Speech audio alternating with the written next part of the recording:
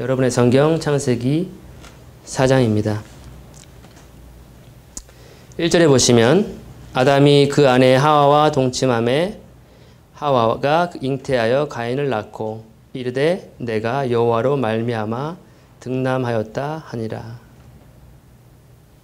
어떻게 보면 그냥 흘러 지나갈 수 있는 구절이 될 수도 있겠습니다. 그러나 이 구절은 굉장히 중요한 구절이 됩니다. 이유는 아담이 그 아내 하와와 동침하매라고 되어 있습니다. 지금 우리가 살고 있는 시대는 아내가 아닌 사람과 동침하는 그러한 시대를 살고 있습니다. 아내가 아닌 여자친구와 동침하는 그러한 시대. 남편이 아닌 남자친구와 동침하고 관계를 갖는 그러한 시대. 혹은 남자가 남자끼리, 여자가 여자끼리 더불어서 동침하는 그러한 시대를 살고 있기 때문에 창세기 4장 1절은 아담이 그 아내와 동침했다고 하는 이 기록은 굉장히 중요한 말씀임이 틀림이 없습니다. 남녀 간의 동침이라고 하는 것은 창세기 4장 1절과 같이 한 남자와 한 여자가 결혼 관계 안에서 이루어질 수 있는 것이라는 것을 우리가 다시 한번 확인할 수 있습니다.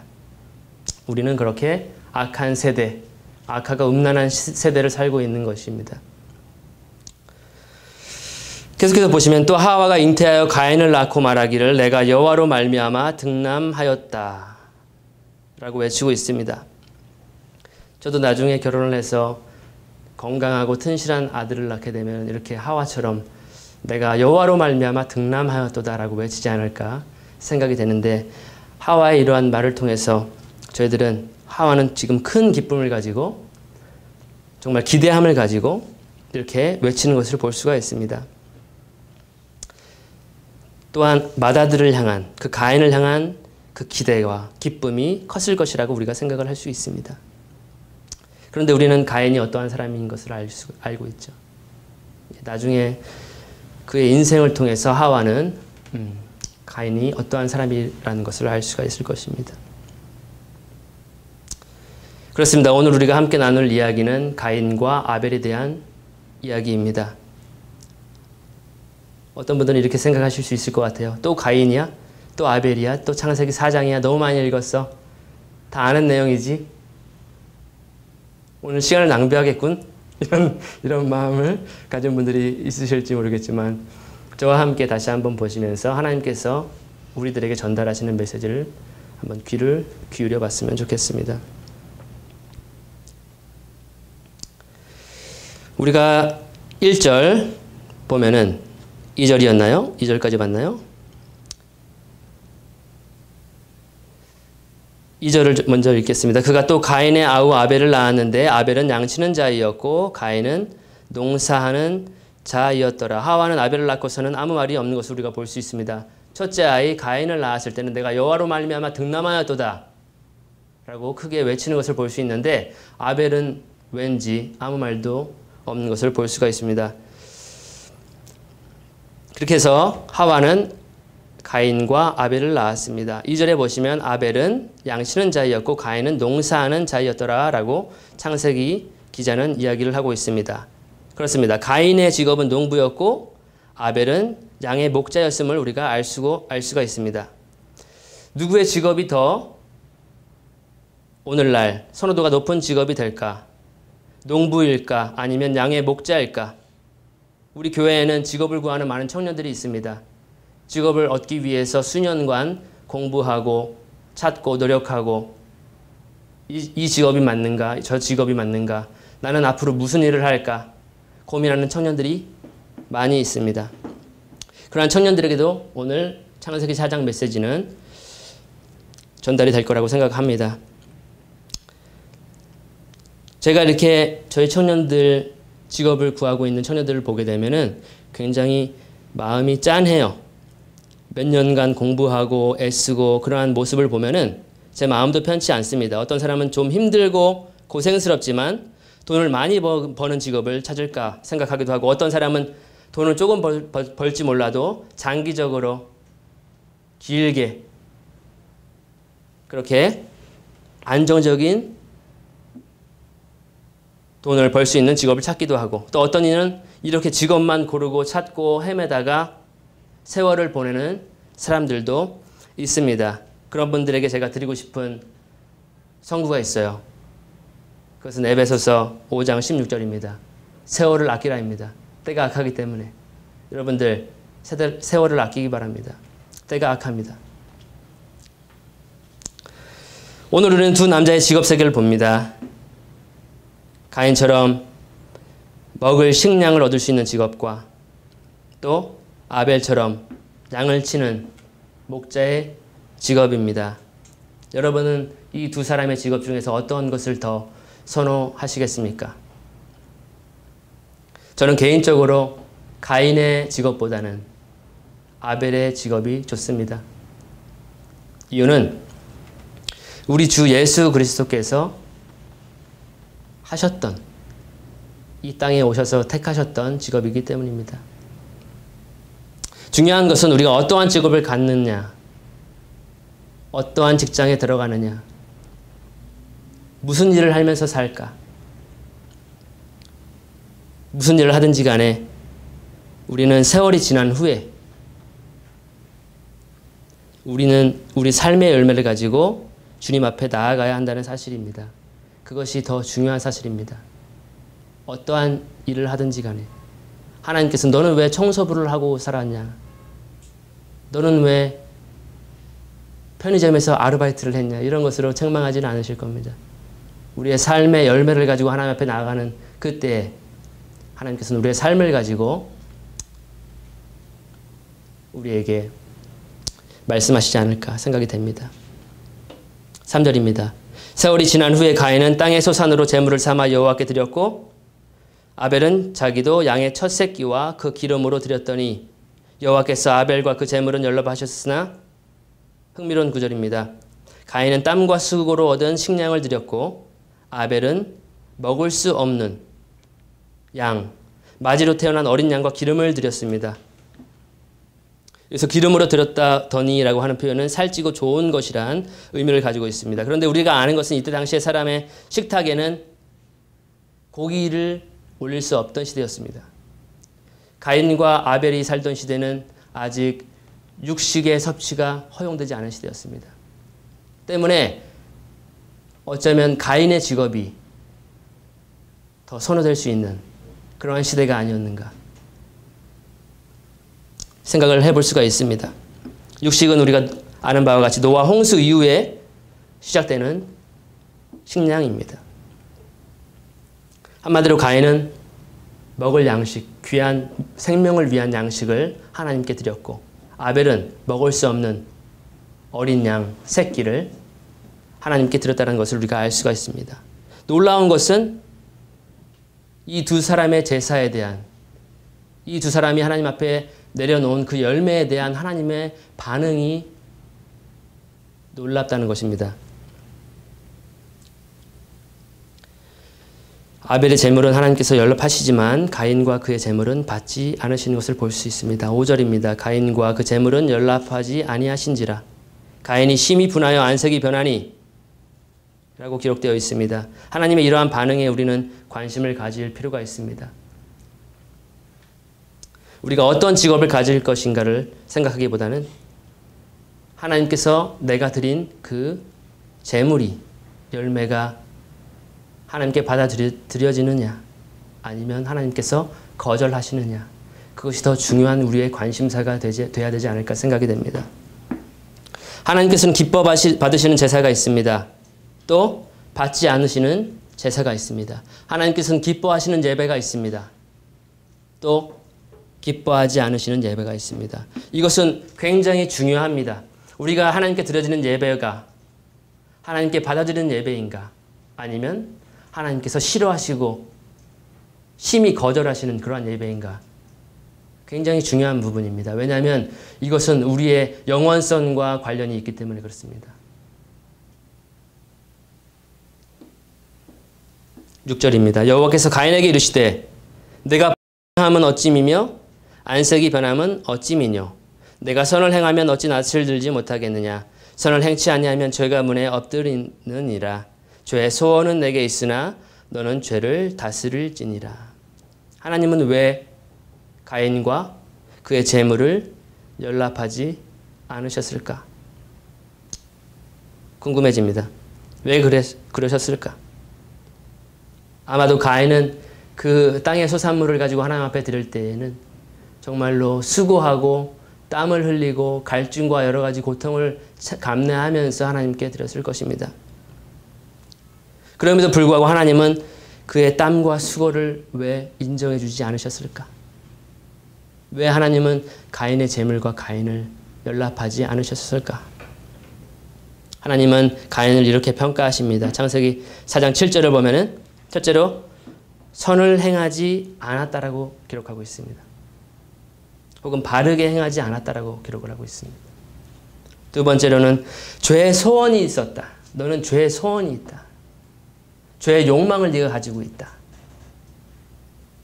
라고 말씀을 하고 계시고, 세 번째로는 죄를 다스리지 않았다라고 말씀하시고 계십니다.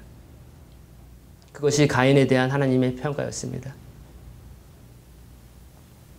이 세 가지를 한마디로 표현한다면 무엇일까요? 너는 선을 행하지 않았다. 올바르게 살지 않았다. 두 번째로는 너는 죄의 소원과 욕망을 가지고 있구나. 세 번째로는 너는 죄를 다스리지 않고 있다. 라고 하는 부분. 이 세 가지를 한마디로 표현하자면 법정 용어로서 가인은 의롭지 못하다라는 것입니다. 가인의 삶은 의롭지 못하다는, 불의하다라는 것이었습니다. 그렇기 때문에 하나님은 가인의 제사와 그를 연락하실 수 없었습니다. 하나님은 의로우신 분이시죠. 불의한 자가 하나님과 함께 할 수 없다고 성경은 기록하고 있습니다. 가인이 그렇게 불의한 사람이었습니다. 그러므로 사도 요한은 자신의 서신에 요한일서 3장 12절에 이렇게 말을 합니다. 가인같이 되지 말라. 그는 그 악한 자로부터 나왔으며 자기 아우를 살해하였으니 무슨 연고로 그를 죽였겠느냐. 이는 그 자신의 행위는 악하고 그 아우의 행위는 의로웠기 때문이라. 이것이 사도 요한이 결론을 내린 가인의 인생입니다. 하와는 가인을 낳을 때 이렇게 외쳤습니다. 내가 여호와로 말미암아 득남하였도다. 하와의 눈으로 봤을 때 가인은 여호와로부터 온 맏아들이었습니다. 그러나 우리가 요한일서 3장 12절을 보면 하나님의 눈으로 봤을 때 가인은 누구로부터 나왔는가? 가인은 악한 자로부터 나왔다라는 것입니다.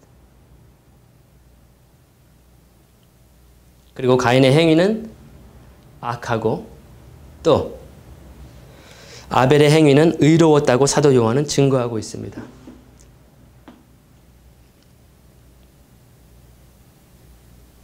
하와의 눈으로 봤을 때 가인은 하나님으로부터 얻은 아들이었고, 둘째 아들 아벨은 단지 연약한 호흡을 지닌 연약한 둘째 아들이었습니다. 사람이었습니다.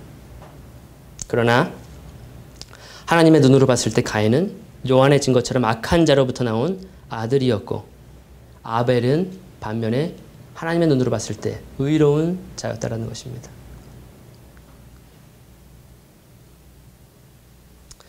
흥미로운 것은 창세기에 기록되어 있는 아벨의 그 제사, 그의 행위에 대한 것들은 어떠한 행동을 했길래 하나님께서는 그가 아벨이 의롭다라고 했는지 어떠한 자세한 기록이 안 나와 있습니다. 단지 아벨은 양을 치는 목자였어요. 그의 직업이 목자였어요. 그리고 첫배 새끼라 그러죠. 첫째로 태어났던 그 양의 새끼들을 하나님께 드린 것 외에는 어떠한 행위가 기록되어 있지 않아요. 그리고 나서 형인 가인과 이야기를 몇 번 나누다가 맞아 죽는 것밖에 안 나와요. 그런데 하나님은 그가 의로운 자라고, 사도 요한도 그가 의로운 자였다고, 또 히브리서 기자도 그가 의로운 자였다라고 11장 4절에 기록을 하고 있습니다.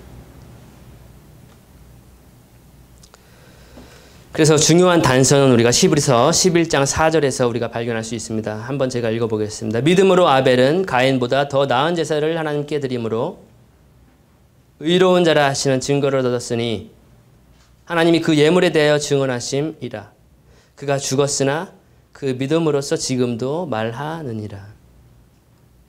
여기 표현이 있습니다. 하나님이 그 예물에 대해 증언하심이라. 이 표현. 아벨이 드린 그 예물에 대해서 하나님이 증언하고 계신다는 것입니다.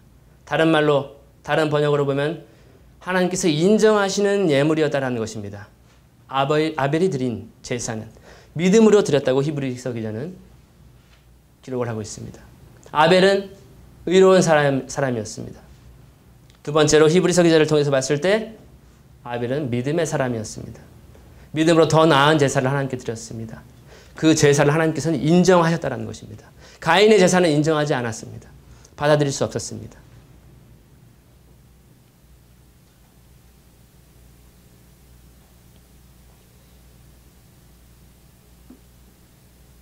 우리도 언젠가 가인처럼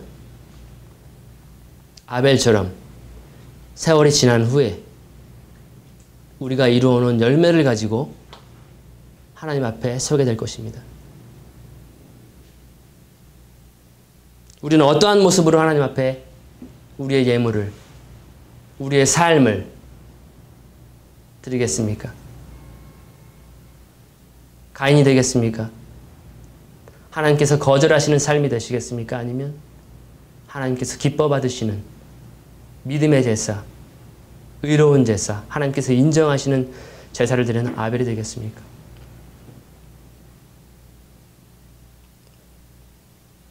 이렇게 여러 가지를 우리가 통해서 봤을 때 아벨이 드린 제사, 어린 양, 첫째 새끼.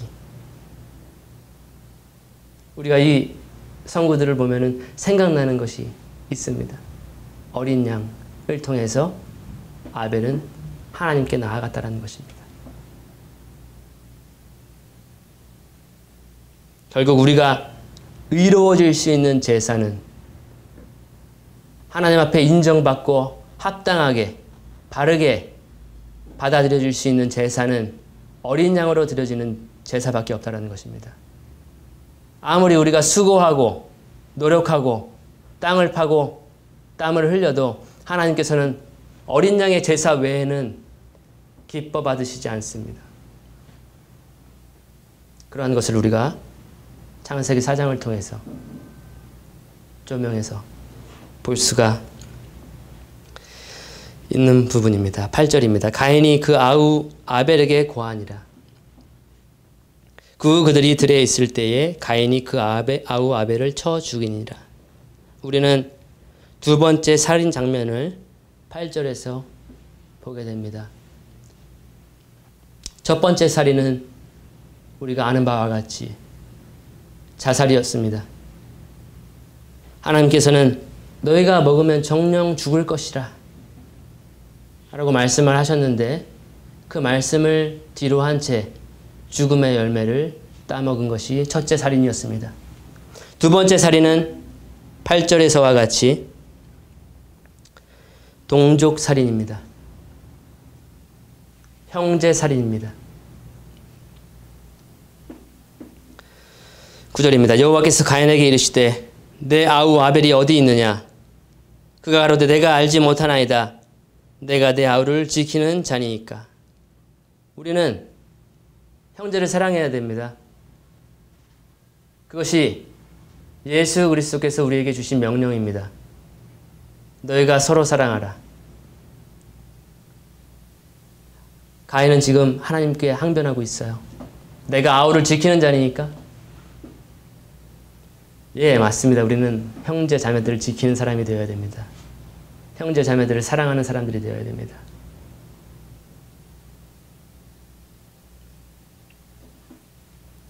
(10절입니다) 가라사대 내가 무엇을 하였느냐? 내 아우의 핏소리가 땅에서부터 내게 호소하느니라. 땅이 그 입을 벌려 내 손에서부터 내 아우의 피를 받았은즉 내가 땅에서 저주를 받으리니 내가 밭갈아도 땅이 다시는 그 효력을 내게 주지 아니할 것이요 너는 땅에서 피하며 유리하는 자가 되리라.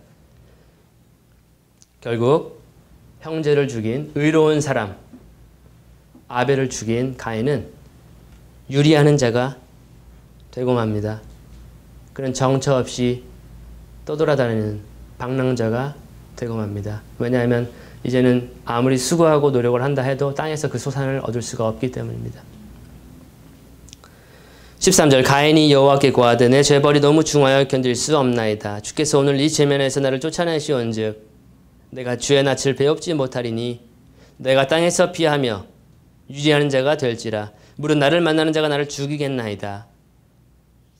여호와께서 그에게 이르시되 그렇지 않다. 가인을 죽이는 자는 벌을 7배나 받으리라 하시고 가인에게 표를 주사 만나는 누구에게든지 죽임을 면케하시니라. 16절 가인이 여호와의 앞을 떠나 나가 에덴 동편 놋 땅에 거하더니 라고 성경은 기록을 하고 있습니다. 가인은 더 이상 여호와의 면전에 여호와 앞에 거할 수 없는 하나님과 떨어져 살 수밖에 없는 그러한 존재가 되었습니다. 그는 하나님 앞에 더 이상 나아갈 수 없는 사람이 되었습니다. 그리고 에덴 동편 놋 땅에 거하였더니 라고 되어 있습니다. 놋 단어의 뜻은 안식이 없는 것입니다. 안식이 없는 땅이라는 것입니다. 방황하는 땅이라는 것입니다. 17절 아내와 동침하니 그가 잉태하여 에녹을 낳은지라 가인이 성을 쌓고 그 아들의 이름으로 성을 이름하여 에녹이라 하였더라. 에녹이 이랏을 낳았고 이랏은 무야엘을 낳았고 무야엘은 무드사엘을 낳았고 무드사엘은 라멕을 낳았더라. 19절 라멕이 두 아내를 취하였으니 하나의 이름은 아다요 하나의 이름은 실라며 이렇게 되어 있네요. 흥미로운 구절이 19절에 있습니다. 라멕이라고 하는 사람입니다. 7대 손입니다. 라멕. 근데 그는 두 아내를 취했다라고 성경에 기록하고 있습니다. 처음 성경에 기록되어 있는 등장하는 일부 다처제입니다. 하나님께서는 한 남자와 한 여자가 결혼을 하도록 제정하셨습니다. 그런데 라멕을 보니까 두 아내를 취했습니다. 더 많은 자손을 낳을 수가 있겠죠? 아내가 많으면 많을수록. 오늘날 어떠한 종교 집단과 같은 그러한 모습을 하고 있는지도 모르겠습니다. 하나의 이름은 아다요 하나의 이름은 실라며 20절입니다. 아다는 야발을 낳았으니 그는 장막에 거하여 육축치는 자의 조상이 되었고 그 아우의 이름은 유발이니 그는 수금과 퉁소를 잡는 모든 자의 조상이 되었으며 실라는 두발가인을 낳았으니 그는 동절로 각양 날카로운 기계를 만드는 자요 두발가인의 누이는 나아마이었더라. 23절 라멕이 아내들에게 이르되 아다와 실라여 내 소리를 들으라. 라멕의 아내들이여 내 말을 들으라. 나의 창상을 인하여 내가 사람을 죽였고 나의 상함을 인하여 소년을 죽였도다. 가인을 위하여는 벌이 7배일진데 라멕을 위하여는 벌이 77배이리로다 하였더라. 굉장히 독특한 궤변을 늘어놓고 있습니다. 나의 창상을 인하여 내가 사람을 죽였고 나의 상함을 인하여 소년을 죽였도다. 나이가 많고 적고 간에 자신의 상처로 인해서 사람을 죽인다는 것입니다. 그리고 가인을 위해서는 벌이 7배일진데 라멕을 위하여는 벌이 77배이로다. 살인의 당위성에 대해서 아내들이여 들으라 했습니다. 어떤 공포적인 정치, 공포적인 통치를 우리가 볼 수 있습니다. 살인의 당위성. 아내들이여 내 말을 들으라.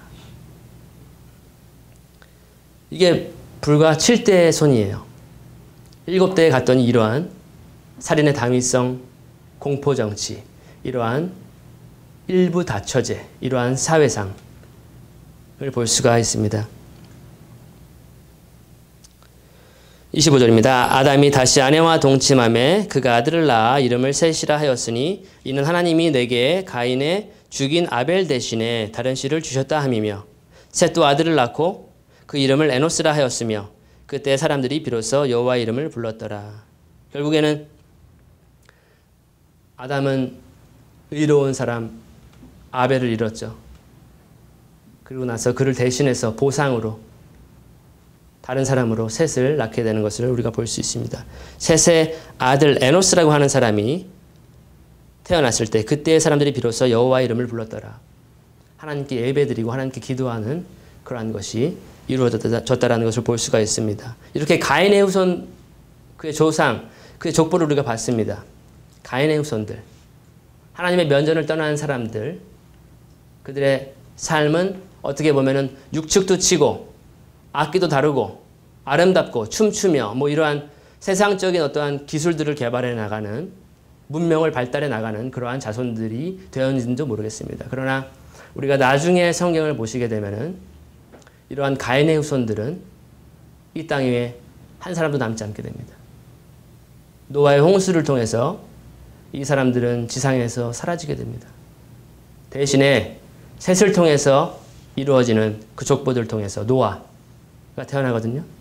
그를 통해서 8사람만 구원을 받는 것을 우리가 볼 수 있습니다. 그래서 하나님의 경륜이 그 물심판으로 인해서 종결되는 것을 우리가 나중에 우리 목사님과 함께 나누게 되지 않을까 생각이 됩니다.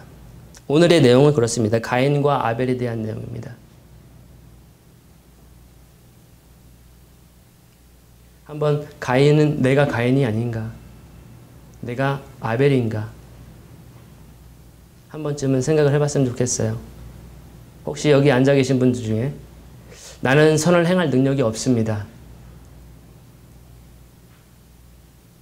나는 내 마음속에서 죄의 소원을, 죄의 욕망을 끊어낼 수가 없습니다. 혹은 나는 죄를 다스릴 능력이 없습니다. 내 안에 또 다른 내가 있어요. 나는 다스릴 수가 없어요. 라고 생각하는 그러한 분이 계신가요? 나는 마치 가인과 같은 사람입니다.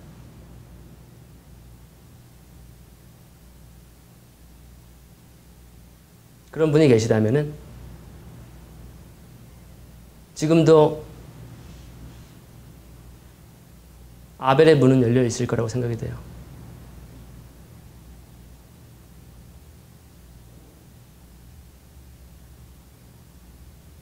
하나님께 어린 양을 가지고 나아가면 됩니다. 어린 양은 멀리 계시지 않아요.